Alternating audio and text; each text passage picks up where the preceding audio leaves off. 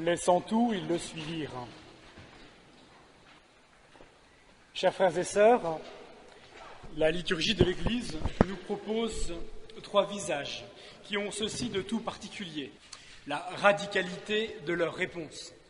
Tous les 3 font l'expérience de se retrouver en face du Dieu saint, le Dieu saint, le Kadosh. Littéralement, c'est le tout autre. La toute-puissance de Dieu se présente à eux comme une totalité, comme la totalité des désirs du cœur de l'homme, de leurs désirs. Tel un feu dévorant, le tout autre vient comme embrasser leur cœur et leurs attentes, non bien sûr pour les détruire, mais bien au contraire pour les purifier, comme on purifie l'or, pour lui donner toute sa valeur, pour qu'ils se connaissent et deviennent eux-mêmes le tout autre. Cette conversion invite et impose une totalité comme une réponse unique et sans détour de la vocation au bonheur. Pour le premier, Isaïe, il fait l'expérience du Dieu saint, le Dieu de l'univers en face de qui toute la terre est remplie de sa gloire. Et là, une réponse sans appel. Moi, je serai ton messager, envoie-moi.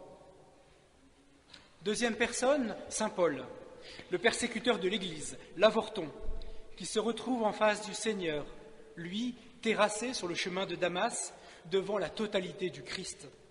Il se constitue esclave du Seigneur, débiteur envers les Grecs et les barbares, pour leur offrir tout son être, annonçant au monde la bonne nouvelle, qui est puissance de Dieu pour le salut de celui qui croit. Et le troisième personnage, c'est saint Pierre, le pêcheur qui a autorité sur les autres barques, celles de Jean et Jacques et les fils de Zébédée. Il est visité par la présence toute aimante du Christ, cette totalité qui lui demande de se risquer à avancer au large, la même où il était en échec toute la nuit. Une radicalité déconcertante face à la totalité des poissons rassemblés dans leur filet. Ils laissent tout et ils le suivent. Isaïe, Paul et Pierre font tous les 3 l'expérience de la toute-puissance et de la toute-bonté de Dieu. Cette totalité de Dieu qui rassemble en un seul cœur, une seule âme, une seule réponse de foi, le désir qui habite le cœur de tout homme. Certes, nous avons l'habitude de voir le Christ utiliser l'image du bon pasteur qui rassemble son troupeau, les brebis qui sont dispersées, errantes, sans berger. Aujourd'hui, nous avons une autre image, celle du pêcheur qui va rassembler, qui va repêcher même dans un seul filet tous les poissons de la création, signe de l'humanité tout entière, l'universalité. Permettez-moi donc de revenir sur cette image de pêche miraculeuse, sur ce miracle. Tout d'abord, le lac de Génézareth, que l'on associe aux eaux de la mer. Si les Phéniciens et les Grecs, eux, étaient des peuples marins, il n'en est pas ainsi pour les Israélites. Ils éprouvent devant les eaux comme un sentiment d'impuissance formidable, une impossibilité de la dompter, elle qui est terrible quand elle se déchaîne, elle qui menace tous les marins ainsi que les populations côtières. Aussi, les eaux de la mer demeurent les lieux démoniaques où vont se précipiter, on s'en souvient dans Saint-Marc, tous les porcs ensorcelés des Géraséniens. Elle est le signe aussi de la tempête, des éléments déchaînés d'une création désharmonisée et désordonnée parce que coupée de son Créateur. Et enfin, elle est le lieu qui reçoit en son fond, en son tréfonds, le péché des hommes qui sont venus se laver, se purifier, se convertir par le baptême de Jean le Baptiste.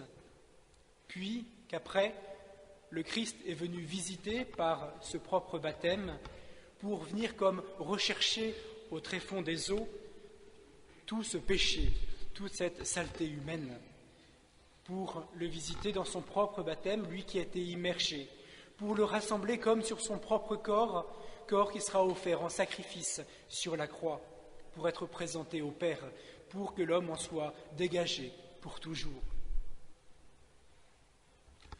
L'enseignement du Christ sur le rivage, depuis la barque, est le signe de celui qui domine les eaux, celui qui est au-dessus des eaux, au-dessus du monde des monstres et du péché.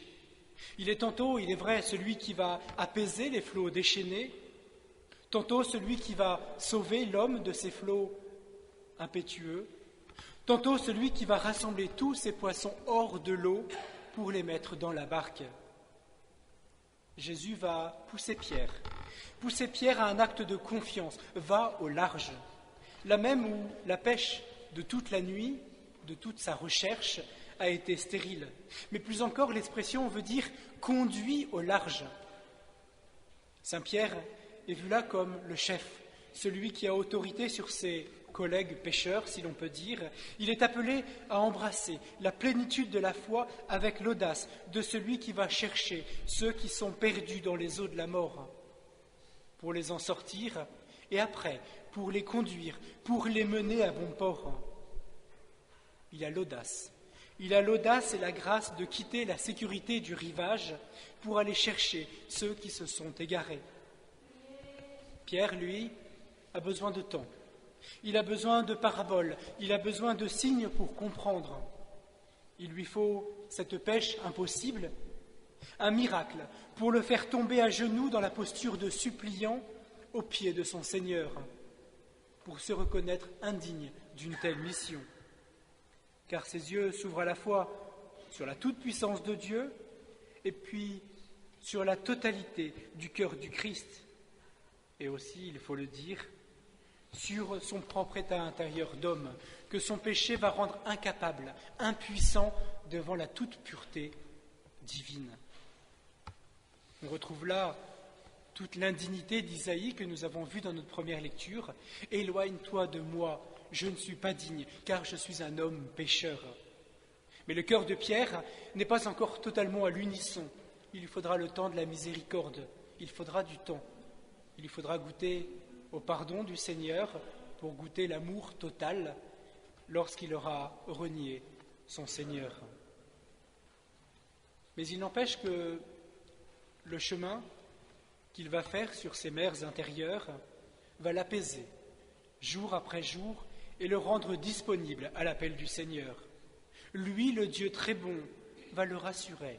Il va lui préciser « Sois sans crainte, désormais ce sont des hommes que tu prendras ».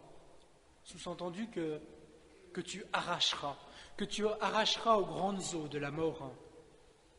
Le mot grec manifeste bien plus fortement, c'est « tu les prendras vivants », ce qui signifie qu'il les arrachera clairement à la mort du péché, qu'avec le filet et ce filet unique qu'est l'Église, l'image est un petit peu enfermante, mais elle est belle quand on imagine la détresse de celui qui se noie.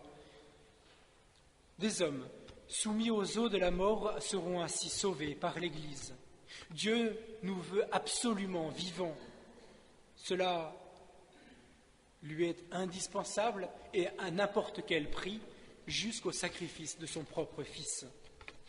Et si l'on pousse l'image encore un peu plus loin, eh bien, Saint Pierre sera ce pécheur, certes, mais bien plus qu'un pécheur, il sera ce roc que tant de personnes dérivant dans la mer, perdues, cherchent à atteindre de leurs mains désespérées.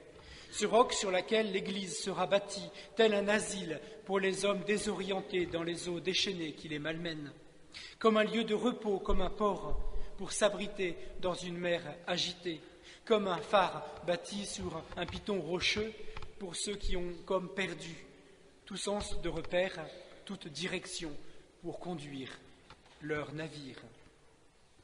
La réponse de Pierre est sans appel. Laissant tout, ils le suivirent.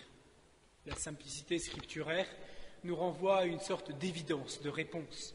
Telle est la foi de Pierre, encore certes inachevée, tel est aussi l'acte de foi que nous sommes amenés à poser. Parce que Simon est devenu le tout autre, au point de recevoir même un autre nom, il pourrait être le témoin de cette autre vie à laquelle il vient d'être initié, vie de disciple du Christ, vie du Fils de Dieu, et non plus d'esclaves du péché. Alors, frères et sœurs, implorons la miséricorde du Seigneur pour nous-mêmes, que le Seigneur nous accorde la grâce, les grâces nécessaires et du temps, s'il lui plaît, ce temps dont nous avons besoin pour tout quitter, pour le suivre, que nous jouissions ainsi de la joie, de la paix, de ceux qui désirent répondre pleinement à l'appel de tout quitter. Ainsi, nous serons dans la totalité de Dieu, au cœur même de nos engagements et de notre devoir d'État. Que la Vierge Marie, la femme totale, qui a su se donner tout entière au bon désir du bon Dieu, qu'elle nous accompagne sur ce chemin de conversion. Dieu veut nous sauver, Dieu veut sauver tous les hommes pour qu'aucun ne se perde. Dieu veut nous libérer des tourments de ce monde. Dieu, pour cela, passe par nous pour tout donner. Dieu a besoin de nous, de toute notre personne. Amen.